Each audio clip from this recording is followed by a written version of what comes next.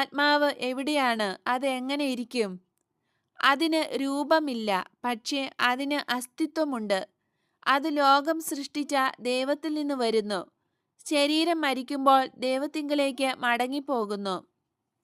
നിങ്ങളുടെ വിശ്വാസമനുസരിച്ച് ഇസ്രായേലിലെ ദൈവത്തിൽ നിന്നാണോ ആത്മാവ് വരുന്നത്? ലോകത്തിന്റെ സ്രഷ്ടാവും നാഥനുമായ ഏക ദൈവത്തിൽ നിന്നും, നിത്യനും സർവശക്തനുമായ ദൈവത്തിൽ നിന്ന്.